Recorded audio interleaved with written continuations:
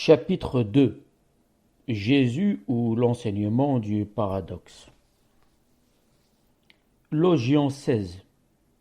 Jésus a dit: Sans doute les hommes pensent-ils que je suis venu apporter la paix sur le monde, et ils ne savent pas que je suis venu semer la discorde sur la terre, le feu, l'épée et la guerre. Car il y en aura 5 dans une maison. 3 seront contre 2, et 2 contre 3. Le père contre le fils, et le fils contre le père, et debout ils se rendent comme des solitaires. Entre parenthèses, Monacos.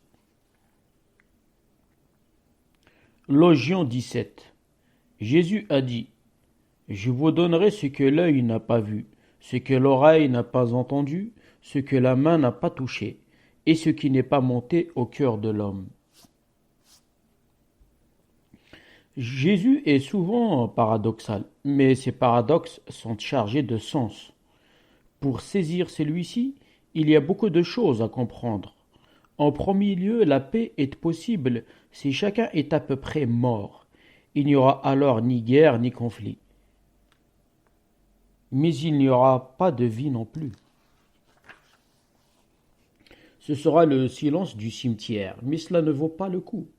La guerre même est alors préférable, car vous êtes vivant et plein d'entrain. Il existe un autre type de paix, une paix d'une dimension totalement différente. C'est lorsque vous êtes vivant, plein d'énergie, mais centré dans votre être. Lorsque la connaissance de soi est venue, lorsque vous êtes éveillé, lorsque la flamme a jailli, que vous n'êtes plus dans l'obscurité, alors il y aura davantage de vie, davantage de silence. Mais ce silence appartiendra à la vie, non à la mort. Ce ne sera pas le silence d'un cimetière. Voici le paradoxe qu'il faut comprendre. La guerre est mauvaise, la haine est mauvaise. Elles sont le fléau de la terre et doivent disparaître. La maladie est mauvaise, la santé est bonne. La maladie doit disparaître, mais vous devez vous rappeler qu'un homme mort ne tombe jamais malade. Un cadavre peut se décomposer, mais ne peut être malade. Ainsi, si vous ne comprenez pas, tous vos efforts peuvent très bien créer un monde mort. Il n'y aura pas de maladie, pas de guerre, pas de haine, mais pas de vie non plus. Jésus n'aimerait pas une paix de cette sorte. Une paix de cette sorte est stérile. Ce monde-ci, avec la guerre, est alors préférable. Mais beaucoup ont essayé. Leur attitude est simplement négative. Ils pensent que si la guerre cesse, tout ira bien. Ce n'est pas si facile. Et ce n'est pas là seulement la conception de l'homme du commun. Même de très grands philosophes, tels Bertrand Russell, pensent que si la guerre est finie, tout ira bien. C'est négatif. La guerre n'est pas le problème. Le problème, c'est l'homme. Et la guerre n'est pas à l'extérieur. La guerre est à l'intérieur. Et si vous n'avez pas fait la guerre en vous, vous la ferez à l'extérieur. Si vous avez fait la guerre en vous et vous avez été victorieux, alors la guerre extérieure cessera. C'est le seul moyen. En Inde, nous avons appelé le prophète Jain Mahavira, le conquérant, le grand conquérant, mais il ne s'est jamais battu avec personne. Qui a-t-il conquis? Il n'a jamais cru à la violence, jamais cru en la guerre, jamais cru au combat. Pourquoi alors appeler Mahavira le grand conquérant? Ce n'est pas son nom originel. Son nom originel était Vardhaman. Que s'est-il passé? Quel phénomène s'est-il produit? Cet homme s'est conquis lui-même. Et dès que vous vous conquérez vous-même, votre combat contre les autres cesse immédiatement. Car ce combat contre les autres n'est rien qu'un stratagème pour esquiver le combat intérieur. Si vous n'êtes pas à l'aise avec vous-même, il y a alors 2 issues.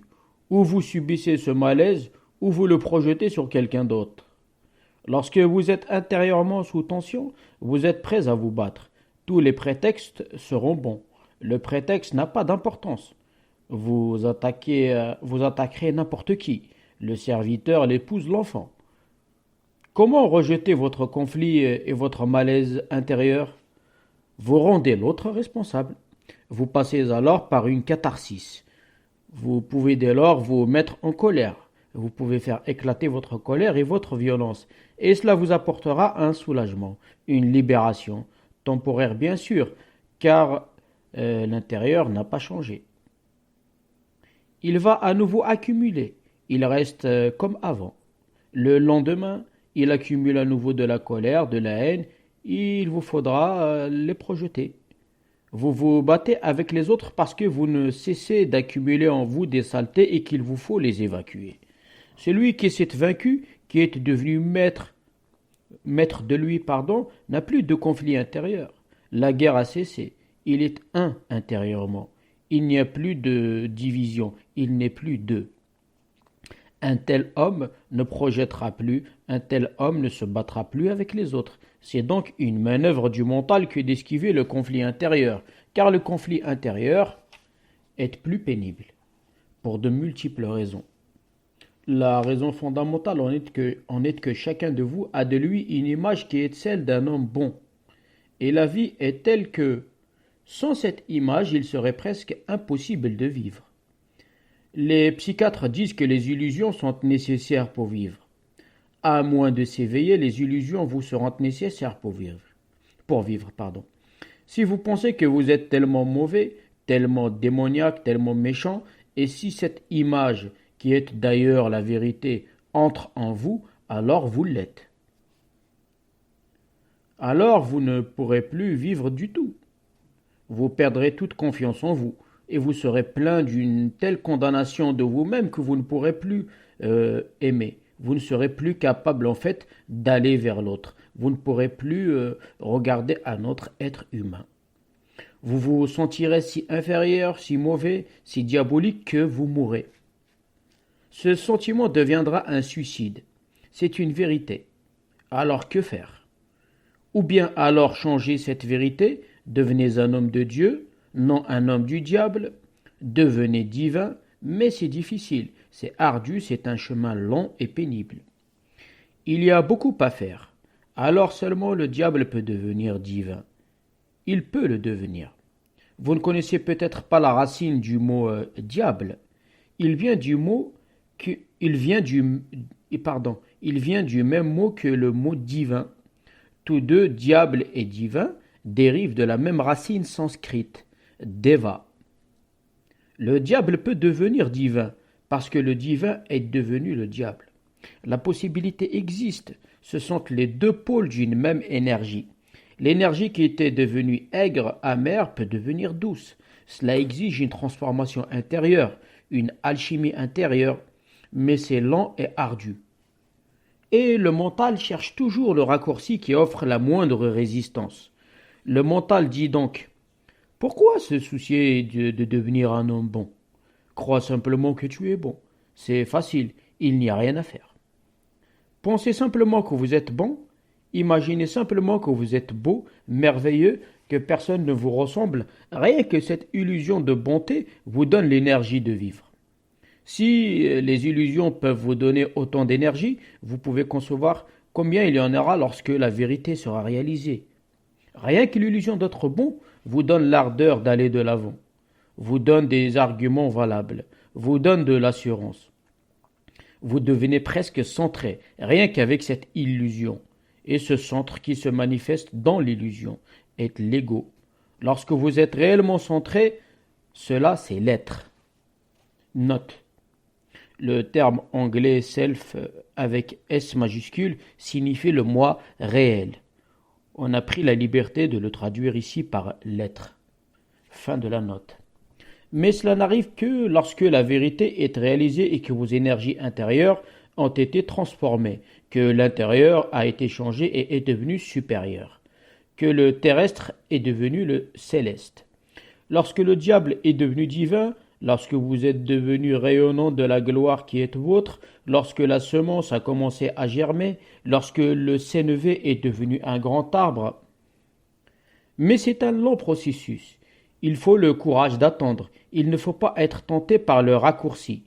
Et dans la vie, il n'y a pas de raccourci. Les illusions seules sont des raccourcis.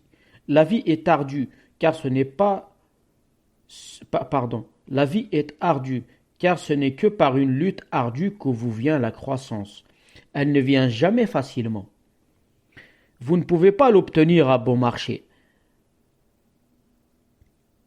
Rien de ce qui est bon marché ne peut vous aider à croître. Car la souffrance aide, l'effort même, la lutte même, le long chemin vous donne l'intelligence, la croissance, l'expérience, la maturité. Comment pouvez-vous atteindre la maturité par un raccourci? Il y a une possibilité. On y travaille actuellement sur des animaux, et tôt ou tard, on expérimentera sur des êtres humains. Il y a une possibilité. On peut vous inoculer des hormones. On peut injecter des hormones à un enfant de 10 ans, il deviendra un jeune homme de 20 ans. Mais pensez-vous qu'il atteindra la maturité qu'il aurait atteinte s'il était passé par 10 ans de vie? La lutte, l'éveil de l'énergie sexuelle a le besoin de domination, le besoin d'aimer, être libre et pourtant centré, vivre avec l'autre, souffrir en amour, apprendre, rien de cela n'y sera. Cet homme qui paraît avoir 20 ans a en réalité 10 ans. Vous lui avez gonflé le corps uniquement grâce à des hormones. Mais on étudie la question sur des animaux, des fruits, des arbres. Un arbre peut recevoir une inoculation et l'arbre qui mettait naturellement 3 ans à fleurir mettra un an. Mais il manquera quelque chose à ces fleurs. C'est difficile à voir parce que vous n'êtes pas des fleurs, mais il leur manquera quelque chose. Elles ont été forcées, elles n'ont pas traversé un cycle saisonnier. Les fruits viendront plus tôt, mais ces fruits ne seront pas aussi mûrs. Il leur manquera quelque chose, ils seront artificiels. La nature n'est pas pressée. Rappelez-vous, le mental est toujours pressé. La nature ne l'est jamais. La nature attend et attend. Elle est éternelle. Aucun besoin d'être pressé. La vie continue sans cesse. Elle est une éternité. Mais pour le mental, le temps est court. Et donc le mental dit, le temps c'est de l'argent. La vie ne dit jamais cela. La vie dit l'expérience, pas le temps. La vie attend, elle peut attendre. Le mental ne peut attendre. La mort approche. Il n'y a pas de mort pour la vie. Pour le mental, la mort existe. Le mental tente toujours de trouver un raccourci. Et si vous trouvez un raccourci, le moyen le plus facile est de créer une illusion. Pensez que vous êtes ce que vous voulez être. Alors vous êtes devenu névrosé. C'est ce qui est arrivé à beaucoup de ceux qui sont dans des asiles d'aliénés. Ils pensent qu'ils sont Napoléon ou Alexandre ou quelqu'un d'autre. Ils le croient et ils se conduisent en conséquence. J'ai entendu parler d'un homme qui était en traitement en psychanalyse. Il pensait qu'il était le grand Napoléon. Après 3 ou 4 ans de traitement et de psychanalyse, le psychiatre pensa, maintenant il est absolument normal. Il lui dit donc, vous voilà désormais guéri, vous pouvez regagner votre maison. Ma maison, dit l'homme. Dites mon palais. Il était toujours Napoléon. C'est tellement difficile quand vous êtes devenu un Napoléon, se soigner est très difficile, car même si vous guérissez, vous allez être perdant. Un général trouva un capitaine qui était toujours ivre et l'arrêta. L'homme était très gentil. Les ivrognes sont presque toujours gentils. Ce sont des gens merveilleux. Ils prennent simplement raccourci. Vous êtes un brave homme, dit le général. Et je vous apprécie. Et chacun vous aime. Mais vous gâchez tout. Si vous pouvez rester sobre, vous deviendrez bientôt colonel. L'homme rit et dit, ce n'en vaut pas la peine. Car quand je suis saoul, je suis déjà le général. Ça n'en vaut donc pas la peine. Si je reste sobre, je ne deviendrai que colonel. Alors que quand je suis saoul, je suis général. Il y a trop de choses en jeu dans l'illusion. Comment cet homme peut-il abandonner son illusion? Il est devenu général à si bon compte? Non, le mental trouve des raccourcis, et les illusions sentent les raccourcis. La Maya. Et la chose la plus facile est la moins coûteuse à réaliser. La réalité est pénible et difficile. Il faut souffrir et traverser les flammes. Plus vous traversez les flammes, plus vous devenez aguerri. Plus vous êtes aguerri, plus votre valeur est grande. Votre divinité ne peut s'acheter sur un marché et à bas prix. Vous ne pourrez pas la marchander. Il vous faut la payer de votre vie entière. Votre vie entière est en jeu. C'est seulement alors que cela se produit. Vous vous battez avec les autres parce que c'est un moyen facile. Vous pensez que vous êtes bon, que l'autre est mauvais. Et la lutte est extérieure.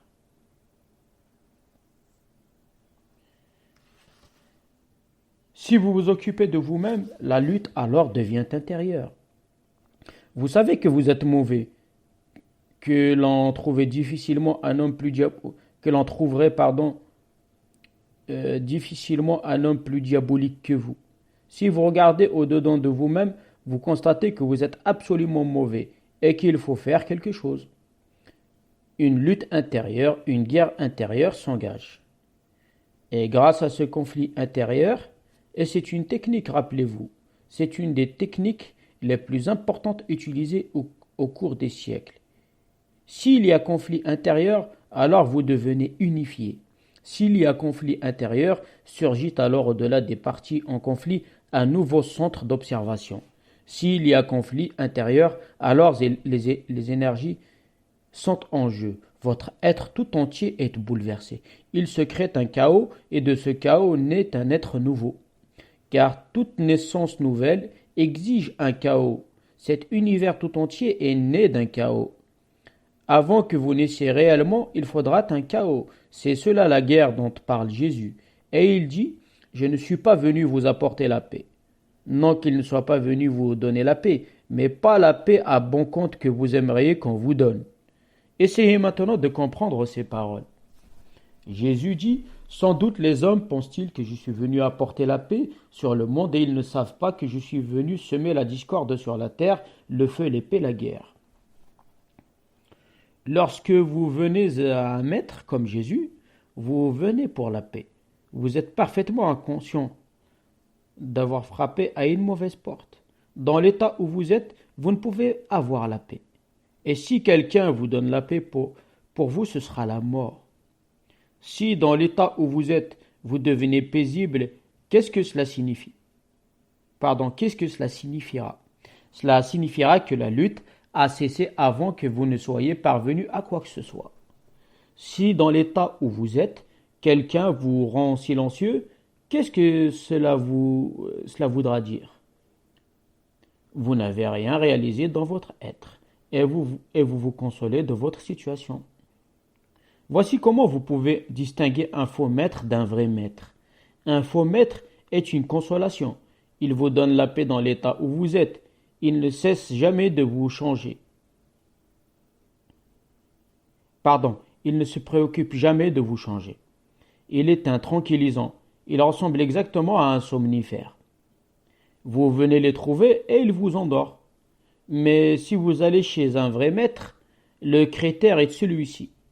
Quelle que soit la paix que vous connaissez, elle sera anéantie. Quelle que soit votre tranquillité, elle sera gâchée.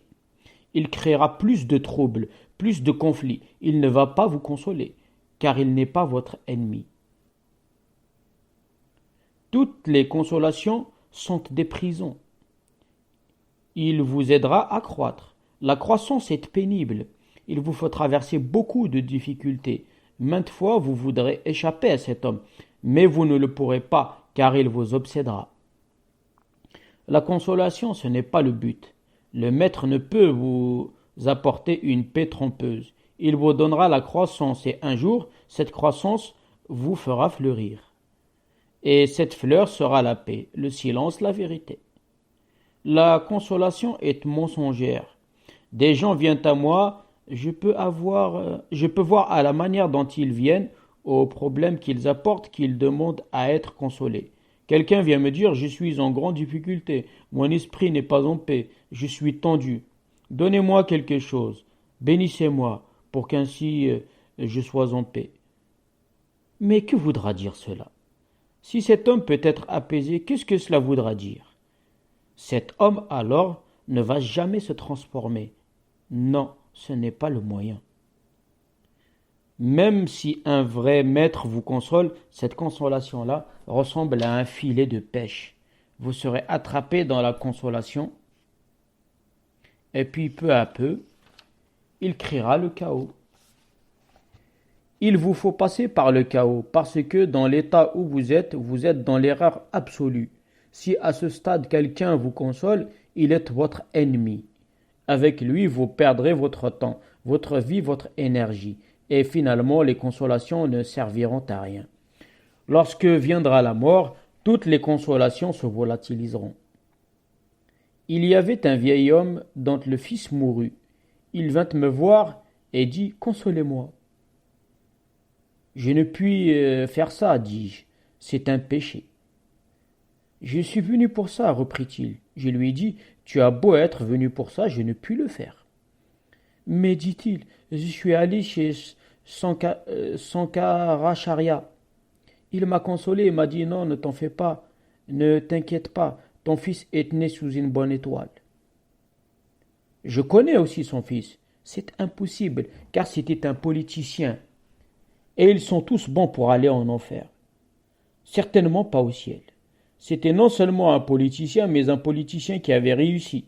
Il était ministre d'un État avec toute la duplicité d'un politicien, avec toute l'ambition d'un politicien. Comment pourrait-il aller au ciel? Ce vieil homme était aussi un politicien, et la raison essentielle de son trouble n'était pas la mort de son fils. La raison essentielle était que ses ambitions étaient mortes, car à travers son fils, il continuait encore et encore et encore à réussir. Lui-même avait vieilli, il avait travaillé sans arrêt sa vie entière, mais il n'était pas très malin, pas très astucieux, un peu naïf. Il avait travaillé dur, sacrifié toute sa vie, mais n'avait pas pu accéder à aucun poste. Là se trouvait le mal profond, c'était une blessure. Et puis il avait poursuivi ses efforts à travers son fils, et le fils avait réussi. Maintenant que le fils était mort, toutes ses ambitions étaient mortes. Quand je lui dis: Voilà la raison pour laquelle tu souffres tellement, ce n'est pas la mort de ton fils, il fut extrêmement troublé. Je suis venu pour être consolé, dit-il, et vous me troublez encore plus. C'est possible. Tout ce que vous dites sonne vrai. Peut-être mon ambition a-t-elle été touchée. Ce n'est pas sur mon fils que je pleure. Peut-être est-ce sur mon ambition. Mais ne me dites pas des choses aussi dures. J'ai tant de peine en ce moment. Mon fils est mort. Et vous me dites des choses tellement dures.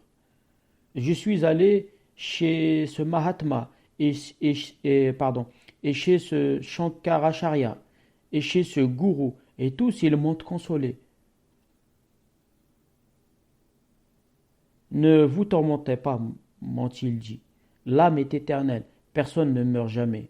Et votre fils, ce n'était pas une âme ordinaire, il est arrivé au plus haut du ciel. Ce sont des consolations, et si ce vieillard continue d'écouter ces consolations-là, il manque une belle occasion. Il manque une occasion où il aurait pu affronter son ambition, qui, elle, est son vrai problème.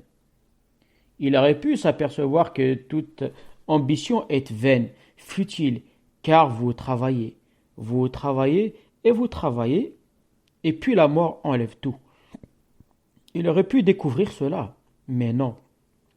Il a cessé de venir me voir. Il avait l'habitude de venir, mais depuis lors, il n'est plus jamais venu. Il est allé chez d'autres qui l'ont consolé. Êtes-vous ici pour être consolé? Alors vous n'êtes pas au bon endroit. Si ce que dit Jésus, sans doute les hommes pensent-ils que je suis venu apporter la paix sur le monde, et ils ne savent pas que je suis venu semer la discorde sur la terre, le feu, l'épée, la guerre. Lorsqu'un homme comme Jésus apparaît, le monde est aussitôt divisé, ceux qui sont pour lui et ceux qui sont contre lui. Vous ne pouvez trouver une seule personne qui soit indifférente à l'égard de Jésus.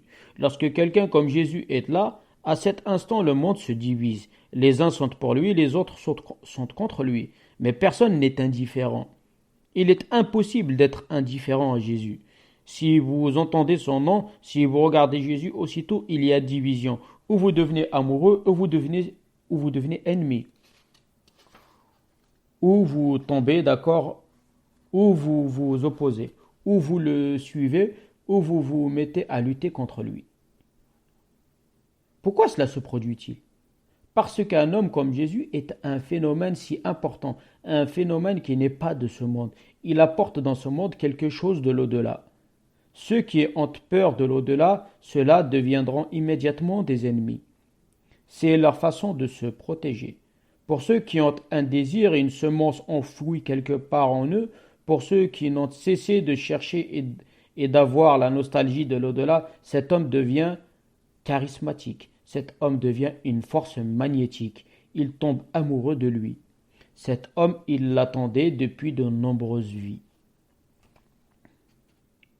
Immédiatement, le monde est divisé. Ou vous êtes pour le Christ, ou vous êtes contre lui. Il n'y a pas d'autre choix. Vous ne pouvez pas être indifférent. Vous ne pouvez pas dire « je ne m'en occupe pas ». C'est impossible, car celui qui peut rester au milieu deviendra lui-même un Jésus. Celui qui peut se tenir au milieu, sans amour ni haine, ira lui-même au-delà du mental. Vous ne pouvez vous tenir au milieu. Vous tomberez. Vous deviendrez un homme de droite ou un gauchiste. Vous serez d'un côté ou de l'autre. Mais il ne crée pas seulement un grand bouleversement dans les individus, dans la société, sur la terre, tout entre en conflit. Et une grande guerre commence. Depuis Jésus, il n'y a plus jamais eu la paix dans le monde. Jésus a créé une religion. Il a apporté dans le monde quelque chose qui a suscité une telle division, un tel conflit dans tous les esprits qu'il est devenu le centre de toute l'histoire. C'est pourquoi nous disons avant Jésus-Christ ou après Jésus-Christ. Il est devenu le point central. Avec Jésus, l'histoire est divisée, le temps est divisé, il se tient sur la ligne de démarcation. Avant Jésus, c'est comme si le temps était une qualité différente. Après Jésus, le temps a changé de qualité. Avec Jésus, l'histoire commence. Son attitude, son approche de l'esprit humain sont extrêmement différentes de celles d'un Bouddha ou d'un Lao Tzu. Le but ultime est identique. L'ultime floraison va être identique, mais l'approche de Jésus est absolument différente. Jésus est unique. Que dit-il ? Il dit que la croissance s'accomplit grâce au conflit. C'est grâce à la lutte que l'on arrive au centre de soi-même. C'est grâce à la guerre que la paix fleurit. Mais ne prenez pas ce qu'il dit au pied de la lettre. Tout ce qu'il dit est parabole. Le christianisme l'a pris au pied de la lettre et n'a rien compris. Les chrétiens ont donc pris l'épée et ont tué des millions de gens pour rien, car ce n'était pas ce que voulait dire Jésus. L'Église de Jésus devint donc une église en guerre, elle devint une croisade. Les chrétiens ont combattu les musulmans, les hindous, les bouddhistes. Ils se sont battus partout, mais ils n'ont rien compris. Jésus parlait d'autre chose. Il ne parlait pas des épées de ce monde, il apportait une épée d'un monde différent. Quelle est cette épée ? C'est un symbole. Il vous faut être coupé en deux, car en vous deux choses sont réunies. Ce monde, la terre et le ciel sont réunis en vous. Et une partie de vous-même appartient au limon, à la terre, l'autre partie appartient au divin. Vous êtes un point de rencontre, et Jésus a apporté une épée pour vous couper en deux, pour que la terre retourne à la terre et que le divin entre dans le divin. Vous ne pouvez pas du tout distinguer ce qui appartient à la terre lorsque vous avez faim. Pensez-vous que vous avez faim ? Jésus dit non, prenez mon épée et coupez. La faim appartient au corps, c'est un besoin corporel. La conscience n'a pas faim. Elle ne s'en rend compte parce que le corps n'est pas conscient. Vous avez peut-être entendu un vieux conte du Panchatantra. Il arrivait un jour que le feu éclata accidentellement dans une forêt. Il y avait là deux hommes. L'un était aveugle, l'autre était estropié. Ce dernier ne pouvait marcher, ne pouvait courir, mais il pouvait voir.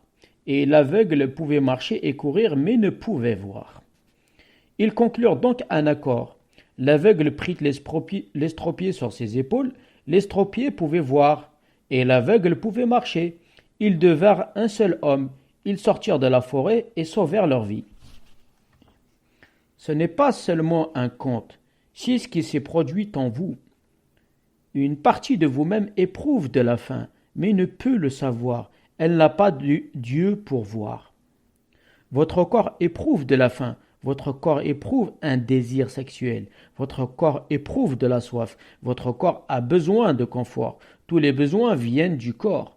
Et votre conscience ne fait que voir. Votre être est uniquement un témoin. Mais ils ont conclu un accord, car sans le corps, la conscience ne peut marcher, ne peut se déplacer, ne peut rien faire. Sans la conscience, le corps ne peut se rendre compte de ce dont il a besoin s'il a faim ou soif.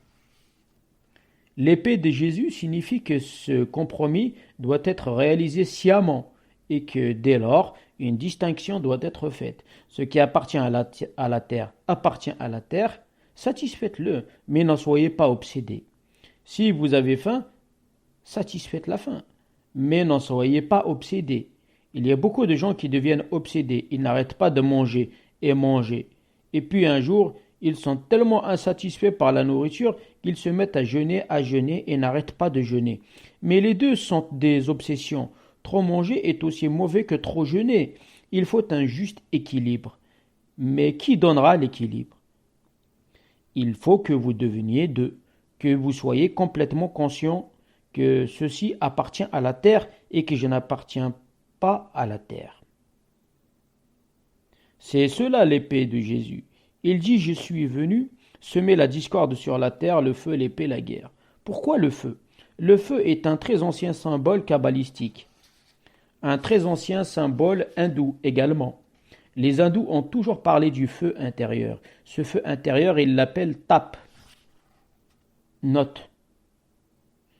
Chaleur éveillée par l'austérité. Fin de la note. Parce que c'est de la chaleur. Et allumez ce feu pour que votre feu brûle donc à l'intérieur. Ils appellent cela yajna. Note.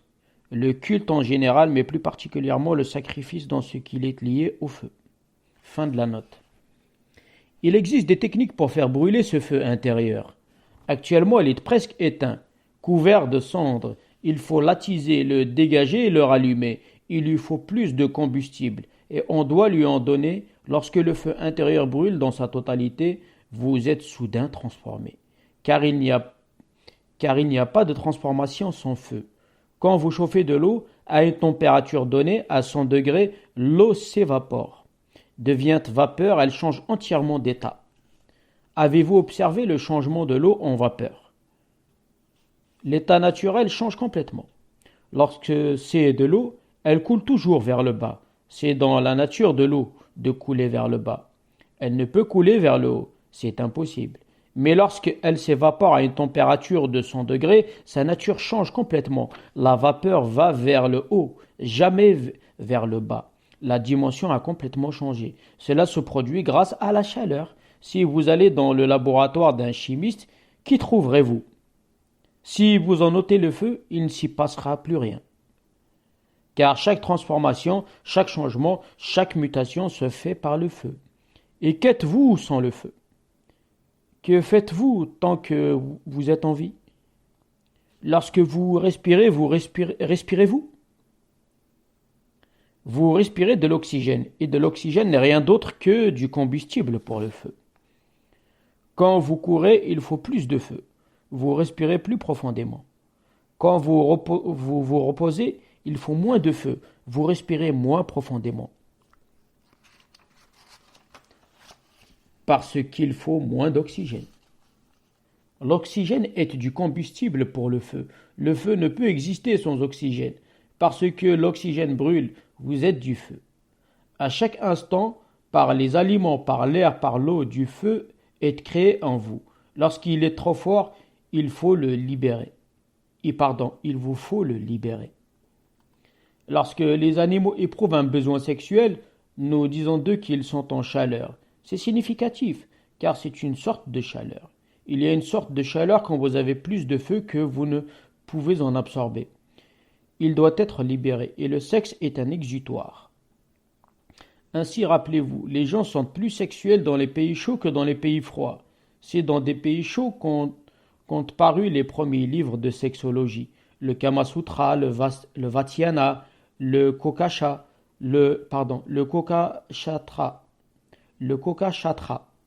du Pandit Koka, ont été les premiers à apparaître. Les premiers freudiens étaient orientaux. Ils apparurent avant Freud, 3000 ans avant Freud.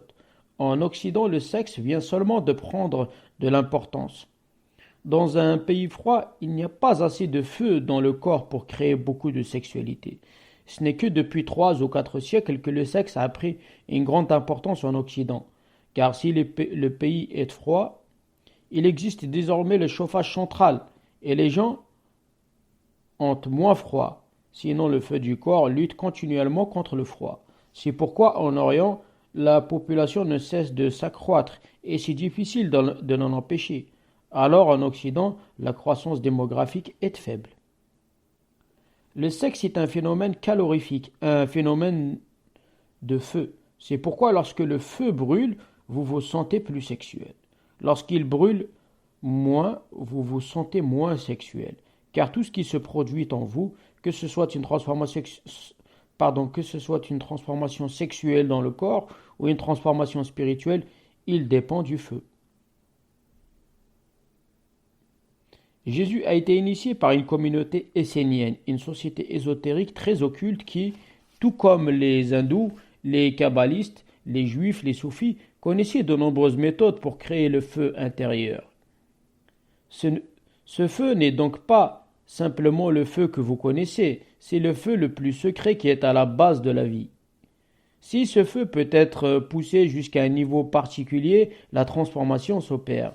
C'est pourquoi toutes les religions qui usent de ce feu sont contre le sexe, car il n'est possible de porter ce feu à une température particulière que s'il n'est pas libéré. S'il l'est par le sexe, il ne peut alors atteindre une température particulière puisque vous utilisez alors un exutoire. Toutes les issues doivent donc être complètement fermées, de façon à ce qu'il n'y ait aucune perte de feu, et que celui-ci atteigne une température de 100 degrés, niveau à partir duquel, soudain, la transformation se produit. Soudainement, l'âme et le corps sont séparés. L'épée a rempli son office. Alors, vous savez ce qui en vous est terre et ce qui est ciel. Vous savez alors ce qui provient de vos pères et mères et ce qui provient de l'invisible. Le feu, l'épée, la guerre, un intense conflit intérieur est indispensable. Vous ne pouvez pas rester inerte. Vous ne pouvez pas vous détendre à moins que la détente n'arrive d'elle-même. Et c'est totalement différent. Il vous faut lutter et provoquer conflit et friction. Friction est le mot juste pour désigner la guerre intérieure. Gurdjieff opérait par la friction. Il créait de la friction dans le corps. Peut-être ne vous en rendez-vous pas compte, mais souvenez-vous-en, un jour vous prendrez conscience que votre corps possède de nombreuses couches d'énergie. Si vous n'êtes pas en friction, c'est qu'alors vous n'utilisez que la couche superficielle. S'il surgit un gros conflit, la couche superficielle est épuisée et la deuxième couche se met à fonctionner. Faites l'essai de cette façon. Vous allez toujours dormir à 2 heures. À 10 heures, lorsque vous sentez brusquement le sommeil, vous gagnez. N'allez pas dormir. Les sophis ont beaucoup employé cette méthode. Et Jésus aussi utilisait l'état de veille. Il ne dormait pas de toute la nuit. Pendant 40 jours et 40 nuits dans le désert, il n'a pas dormi. Il restait seul sur la montagne sans dormir. Que se passe-t-il alors? Si vous ne dormez pas à 10 heures pendant quelques minutes, vous vous sentirez très léthargique, somnolent, de plus en plus somnolent. Mais si vous résistez et luttez, une friction se crée. Vous devenez deux, celui qui veut dormir et celui qui ne veut pas dormir. Il y a désormais 2 parties en lutte. Si vous tenez bon et ne cédez pas, vous découvrirez brusquement que toute envie de dormir a disparu. Vous êtes devenu plus dispo. Que vous ne l'avez jamais été le matin. Brusquement, toute la somnolence a disparu. Vous êtes frais et dispo, et même si vous voulez aller vous coucher, ce serait difficile de vous endormir. Que s'est-il produit? Il n'y avait que 2 possibilités, et grâce à la friction entre les deux, de l'énergie a été créée. C'est toujours par la friction qu'est créée l'énergie. La science entière est fondée sur la production de friction pour créer de l'énergie. Toutes les dynamos ne sont que des techniques de friction pour susciter une lutte, une guerre entre deux choses. Vous créez une guerre quand votre corps veut aller dormir et que vous ne voulez pas aller dormir. Il y a une friction, une grande énergie est créée. Si vous cédez, ce sera très grave, car si vous cédez, le corps aura gagné et la conscience aura perdu un combat. Et la conscience aura perdu un combat, pardon. Dès lors, si vous essayez uniquement avec l'idée que vous n'allez pas céder. Sinon, il vaut mieux ne pas essayer. Les méthodes utilisant la friction sont dangereuses. Si vous essayez, alors il vous faut gagner. Si vous ne gagnez pas, vous êtes perdu. Car alors, vous perdez votre confiance. Votre conscience s'affaiblira et votre corps se renforcera. Et si vous perdez à de nombreuses reprises, vous aurez de moins en moins de chances de gagner. À partir du moment où vous utilisez une méthode de friction, faites-vous un devoir de gagner. Il ne peut y avoir de défaite. La bataille doit être gagnée, et une fois victorieux, vous avez atteint une autre couche d'énergie. Vous pouvez voir alors, si vous gagnez, que l'énergie qui se trouvait dans l'autre partie, vous l'avez absorbée et vous devenez plus fort. Dès lors, chaque lutte vous rendra plus fort, de plus en plus fort, et le moment viendra où toute l'énergie du corps sera absorbée par l'être. Gurdjieff employait intensément la friction et de façon incroyablement dangereuse. À un âge avancé, juste quelques années avant sa mort, il provoqua un très grave accident de voiture. Il le provoqua, ce ne fut pas vraiment un accident. Dans la vie d'une personne comme Gurdjieff, il n'y a pas d'accident.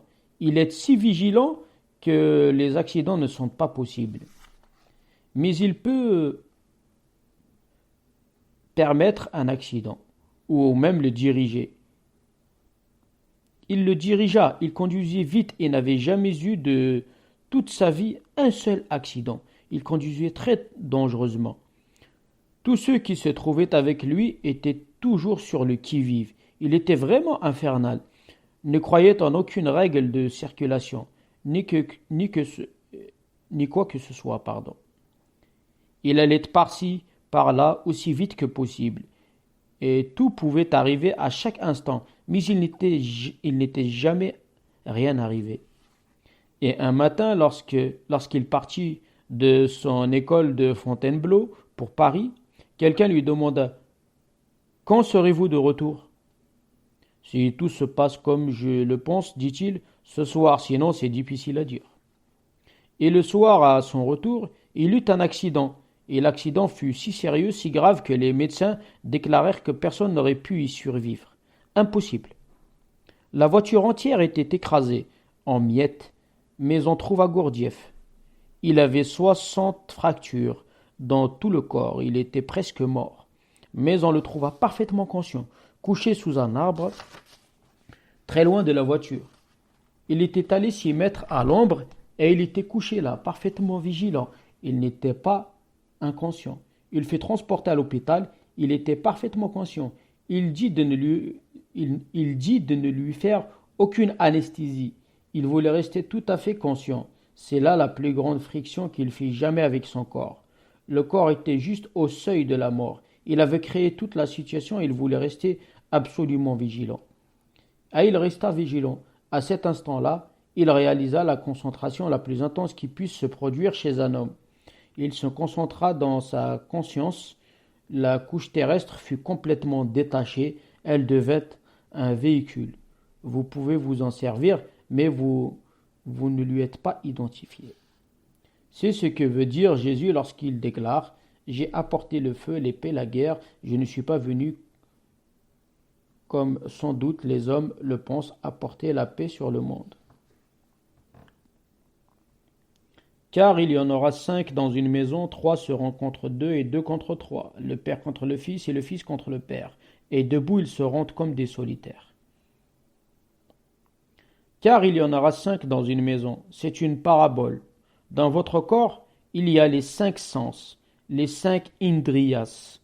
En réalité, tout au fond de vous-même, vous avez 5 corps, car chaque sens a son propre corps. et chaque sens ne cesse de vous manœuvrer dans sa direction à lui. L'œil dit regarde la beauté, la main dit touche, c'est si agréable. L'œil ne s'intéresse pas du tout au toucher. Cela n'intéresse pas du tout la main de regarder une belle personne, un beau corps ou un bel arbre. Les 5 sens existent comme 5 centres séparés, et votre mental n'est qu'un coordonnateur. Il coordonne sans cesse les 5 sens. C'est pourquoi vous me regardez et vous m'entendez. Vous m'entendez par les oreilles et vous regardez par les yeux. Les yeux n'entendent jamais, les oreilles ne regardent jamais. Comment pouvez-vous conclure que vous entendez la même personne que celle que vous voyez? Comment pouvez-vous conclure? Le mental ne cesse de coordonner. C'est un ordinateur. Tout ce que lui fournissent les yeux, tout ce que lui fournissent les oreilles, il le combine et vous en donne la conclusion. Gurdjieff utilisa la technique de friction comme Jésus l'utilisa, et ceux qui connaissent l'histoire la plus secrète de la vie de Jésus disent qu'il ne fut pas crucifié, qu'il s'arrangea pour être crucifié, tout comme Gurdjieff. Il s'arrangea pour être crucifié, ce fut un drame qu'il organisa. Ceux qui le crucifièrent pensaient qu'il le faisait mourir, mais un homme tel que Jésus ne peut être forcé à mourir. Il aurait pu s'échapper très facilement, car on savait très bien qu'il devait être capturé. Il aurait pu s'en aller de la capitale ou du pays, il n'y avait aucun problème, mais il entra dans la capitale. On dit que toute l'affaire fut une pièce qu'il joua et que Judas n'était pas son ennemi, mais son ami qui aida Jésus à être arrêté. Et toute l'affaire fut arrangée et dirigée par lui. Ce fut la dernière guerre intérieure, celle qui se produisait sur la croix, la dernière, la plus grande friction. Alors qu'il est en train de mourir, il ne perd pas la confiance dans le divin. Alors que la terre retourne à la terre, alors que la division est absolue, totale, il ne s'identifie pas du tout, il le permet. Gurdjieff avait coutume de dire que la crucifixion de Jésus, était un drame et qu'en réalité, l'auteur du drame n'était ni Ponce Pilate, ni le grand prêtre des Juifs, mais Jésus lui-même. Il le fit si admirablement qu'aujourd'hui encore, on n'a pas découvert avec exactitude ce qu'il en était. Comment cela s'était passé? Vous ne pourriez vous imaginer organisant votre propre crucifixion. Mais voilà ce qu'est la religion. Organiser sa propre crucifixion, aller sur la croix, veut dire aller au bout de la friction, là où est la mort. Jésus dit, car il y en aura 5 dans une maison, 3 seront contre 2 et 2 contre 3. Une friction doit être créée, les sens doivent se battre, et cette lutte, il faut la rendre consciente. Ils se battent sans cesse, mais la lutte n'est pas consciente. Vous êtes dans un profond sommeil, et la lutte se poursuit. L'œil lutte continuellement contre l'oreille, l'oreille lutte continuellement contre l'œil, car ce sont des rivaux. Avez-vous remarqué qu'un aveugle a une capacité d'audition supérieure à celle d'un homme qui voit? C'est pourquoi des aveugles deviennent des musiciens, des chanteurs merveilleux. Pourquoi en va-t-il ainsi? Ils ont une capacité plus grande pour le son, le rythme, et une sensibilité plus grande dans les oreilles. Pourquoi? Parce que l'œil n'est plus un rival. L'énergie qui était employée par les yeux est disponible pour les oreilles. Ce sont des rivaux, et vos yeux utilisent 80% de l'énergie, ne laissant que 20% aux 4 autres organes des sens qui sont affamés. Ils sont continuellement en lutte. Les yeux sont devenus la force suprême, dictatoriale. Vous vivez par les yeux, et certains sens sont complètement hors service. Beaucoup de gens n'ont pas d'odorat. Ce sens est complètement hors d'usage. Ils ne s'en font pas.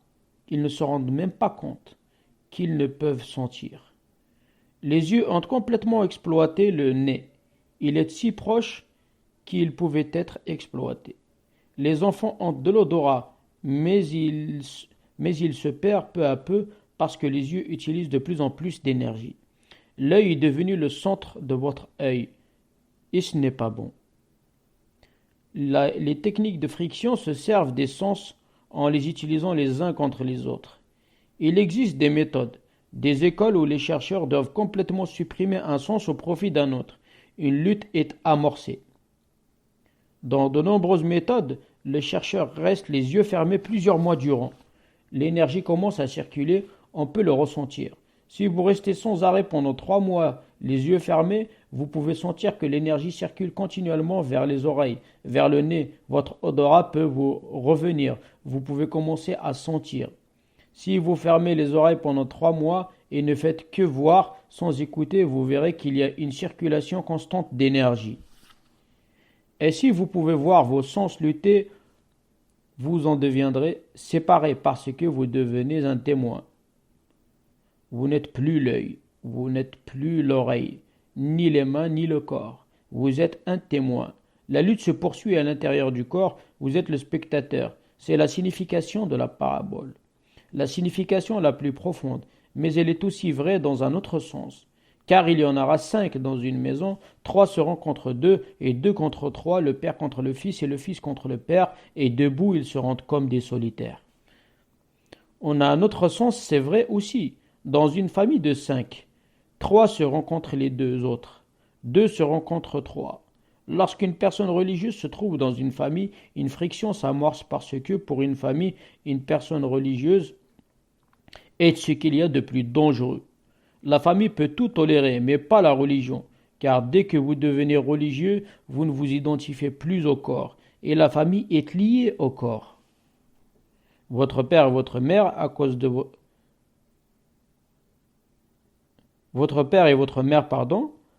votre corps, si vous pensez que vous êtes le corps, alors vous êtes relié à votre père. Mais si vous en venez à savoir que vous n'êtes pas le corps, qui est votre père? Quel est votre lien avec lui? Votre mère a donné naissance à votre corps, pas à vous. Vous vous identifiez tellement à votre corps que vous pensez que votre mère vous a donné naissance. Si vous n'êtes pas identifié, si l'identification est brisée, qui est votre mère? Ce n'est pas à vous qu'elle a donné naissance, mais seulement à ce corps qui va mourir. Votre mère ne vous a donc pas donné la vie, mais au contraire, elle vous a plutôt donné une mort de plus. Votre père ne vous a pas donné la vie, il vous a donné une possibilité supplémentaire de mourir. Une fois que vous n'êtes plus identifié au corps, vous êtes coupé de la famille, déraciné. C'est pourquoi la famille peut tolérer que vous alliez chez une prostituée, c'est très bien. Rien ne va mal. Bien au contraire, vous vous identifiez de plus en plus au corps. Si vous devenez un alcoolique, vous êtes un ivrogne, c'est parfait, car vous vous identifiez de plus en plus au corps. Il n'y a rien de mal là-dedans. Mais si vous devenez un méditant, si vous devenez un sannyasine, alors cela ne va plus. Alors c'est difficile parce que vous vous déracinez. La famille n'a plus de pouvoir sur vous. Vous ne faites désormais plus partie de la famille parce que vous ne faites plus partie de ce monde. C'est pourquoi Jésus dit le Père sera contre le Fils sera contre le Père. Et je suis venu semer la confusion, diviser, créer conflit et friction. C'est vrai, vous pouvez vénérer un Bouddha, mais demandez au père de Bouddha, il est contre lui. Interrogez les proches du Bouddha, ils sont contre lui, parce que cet homme a échappé à leur autorité. En plus de cela, il aide aussi les autres à échapper au pouvoir de la société, de la famille. La famille est l'unité de base de la société. Lorsque vous allez en dehors de la société, il vous faut aller en dehors de la famille. Mais cela ne veut pas dire que vous devez avoir de la haine. Il ne s'agit pas de cela ou que vous devez vous y opposer. Cela va se produire de toute façon. Une fois que vous partez à la découverte de vous-même, tout ce qu'il y avait auparavant sera perturbé. Il va y avoir un chaos. Alors que devez-vous faire? Ils vous retiendront, ils tenteront de vous ramener, ils feront tout ce qu'ils pourront. Que faut-il faire? Il y a 2 moyens. Le premier, c'est le plus vieux.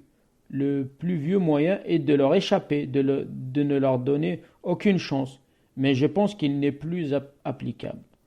L'autre est de rester avec eux, mais d'être un acteur. Ne leur donnez pas l'occasion de voir que vous allez bien au-delà, plus loin qu'eux. Allez de l'avant, que ce soit votre voyage intérieur, mais extérieurement, respectez toutes les conventions.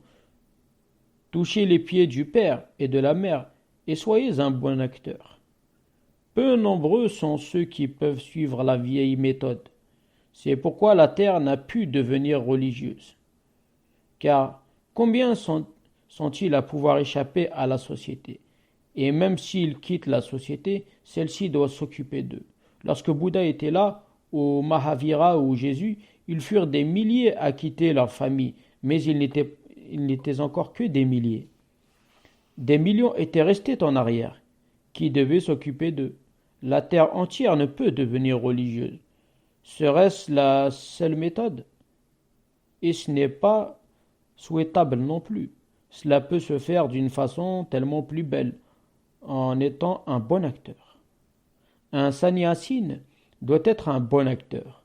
Par être un bon acteur, j'entends que vous n'êtes pas du tout lié, mais vous continuez à remplir les formalités. Au fond de vous-même, vous êtes déraciné, mais vous ne donnez pas le moindre signe que vous l'êtes. Et à quoi cela servirait-il de donner un signe? Car ils chercheraient à vous changer. Ne leur donnez aucune occasion, faites-en un voyage intérieur et extérieurement soyez complètement formalistes. Et ils seront heureux, car ils vivent dans les formalités, ils vivent tournés vers l'extérieur, ils n'ont pas besoin de votre vénération intérieure, ils n'ont pas besoin de votre amour intérieur. L'apparence seule suffit. Ce sont les deux façons. L'une est celle de Bouddha et de Jésus, l'autre est celle de Janak et la mienne. Soyez là où vous êtes, ne faites aucune démonstration extérieure. Que vous changiez et devenez religieux, cela peut provoquer des ennuis et vous n'êtes peut-être pas assez solide pour l'instant. Créez le conflit à l'intérieur, mais ne le créez pas à l'extérieur. L'intérieur est plus cassé. Il vous donnera la croissance, la maturité nécessaire. Le père contre le fils et le fils contre le père, et debout ils se rendent comme des solitaires. Ce mot solitaire, il faut le comprendre profondément. Lorsque vous devenez religieux, vous devenez solitaire. Pour vous, alors, il n'y a pas de société, vous êtes seul. Et accepter d'être seul est la transformation la plus grande qui puisse vous arriver. Car le mental a peur d'être seul. Le mental veut quelqu'un d'autre, de qui dépendre, à qui s'accrocher. À qui se raccrocher.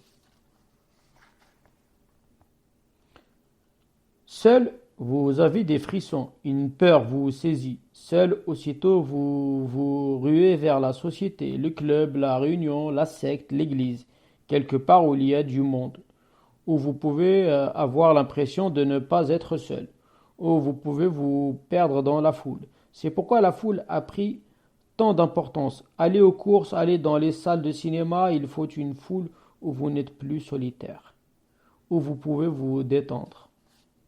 Mais un homme religieux est un solitaire parce qu'il s'efforce d'atteindre son sommet le plus haut. Il ne doit pas se perdre dans les autres.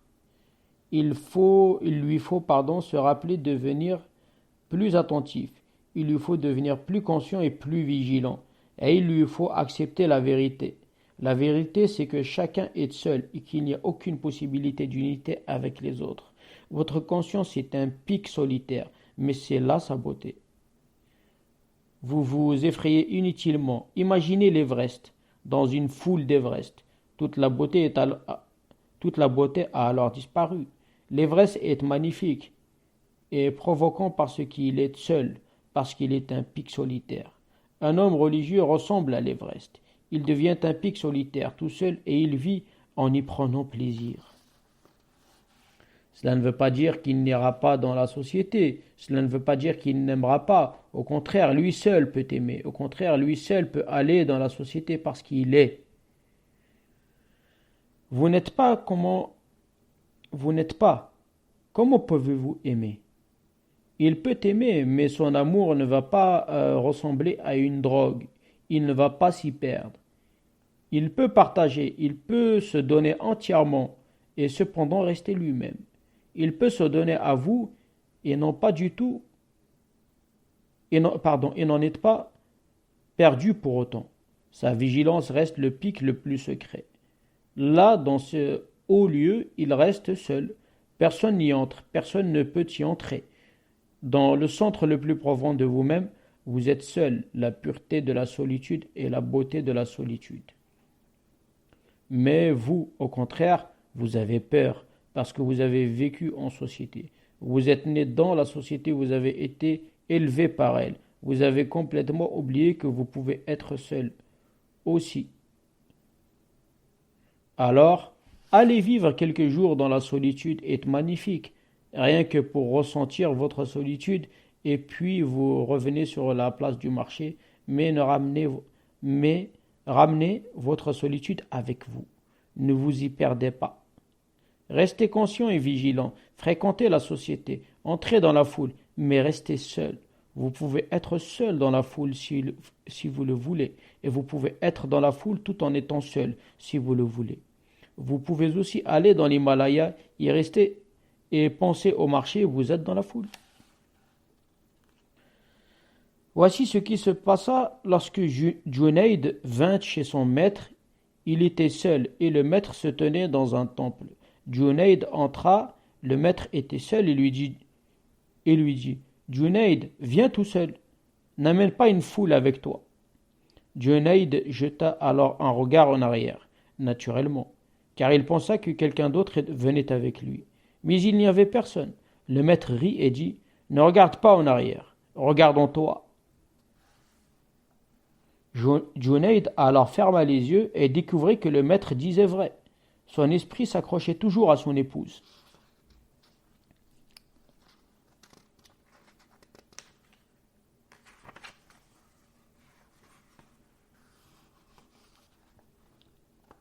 Il avait quitté ses enfants, mais leur image était là, et les amis venus lui faire un dernier adieu restaient encore présents dans son esprit.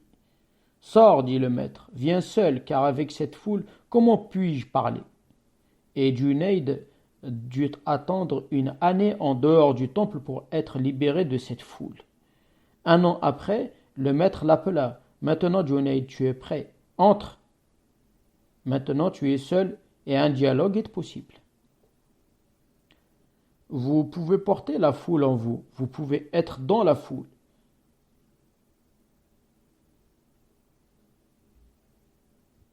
Vous pouvez être dans la foule seul. Essayez. La prochaine fois que vous vous trouvez dans une grande foule au marché, ressentez simplement que vous êtes seul. Et vous êtes seul. Il n'y a donc aucun problème. Vous pouvez le ressentir. Et une fois que vous pouvez ressentir que vous êtes seul, vous êtes devenu un solitaire.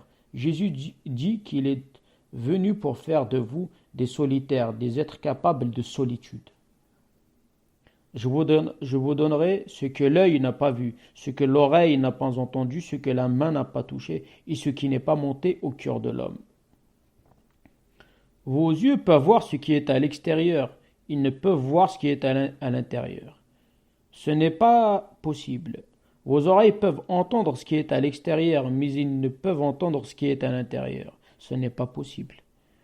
Tous les sens sont tournés vers l'extérieur. Aussi, lorsque tous les sens cessent de fonctionner, vous êtes brusquement en vous. Il n'y a aucun sens qui se dirige vers l'extérieur. Jésus dit, je vous donnerai ce que l'œil n'a pas vu. Mais d'abord devenez un solitaire. C'est ce que j'entends par sannyasine. Un solitaire, devenez d'abord un sannyasine et réalisez d'abord que vous êtes seul.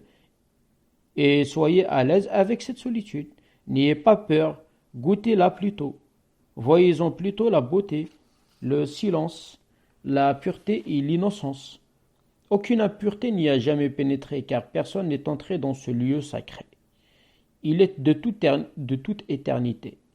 Restez pur, il est vierge, personne ne s'y trouve. Votre virginité est cachée en vous. Devenez un sannyasine, un solitaire, Et Jésus vous dit alors, je vous donnerai ce que l'œil n'a pas vu.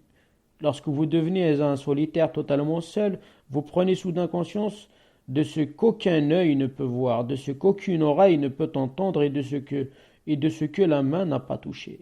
Comment pouvez-vous toucher votre être? Vous pouvez toucher le corps, mais il n'est pas votre être. La main ne peut y pénétrer. Elle ne peut toucher votre conscience. Ce n'est pas possible. La dernière phrase est la plus belle de toutes les phrases jamais prononcées sur cette terre, et ce qui n'est pas monté au cœur de l'homme. Car votre âme est encore au-delà de votre cœur. Bien sûr, votre cœur est très profondément en vous, mais cependant, par rapport à votre âme, il est aussi à l'extérieur, il n'est pas à l'intérieur. La main est à l'extérieur, les yeux sont à l'extérieur, le cœur aussi est à l'extérieur, à la périphérie. Le centre le plus profond n'est pas encore le cœur. La faim apparaît dans votre corps, l'amour naît dans votre cœur, pas la prière. La prière est encore plus profonde que le cœur. La faim est un besoin du corps, l'amour est un besoin du cœur. Dieu, c'est un besoin qui vient de l'au-delà, même pas du cœur. Il faut transcender le mental, il faut aussi transcender le cœur. Il faut dépasser toutes les périphéries pour que seul le centre reste. Et qu'est-ce qui n'est pas apparu dans le cœur de l'homme? Dieu n'est apparu dans le cœur de l'homme. Dans le mental apparaît la science, la philosophie. Dans le cœur apparaît l'art, la poésie, mais pas la religion. La religion apparaît à un niveau plus profond, dans la couche la plus profonde, au-delà de laquelle on ne peut aller. Votre véritable centre, ce n'est pas le cœur. Et je vous donnerai ce qui n'est pas encore ce qui n'est pas encore au cœur de l'homme. Ce qui est au-delà et au-delà et au-delà. Vous ne pouvez pas le saisir. Vous ne pouvez l'entendre. Vous ne pouvez même pas le ressentir. Ici, Jésus surpasse même les mystiques qui naissent du cœur.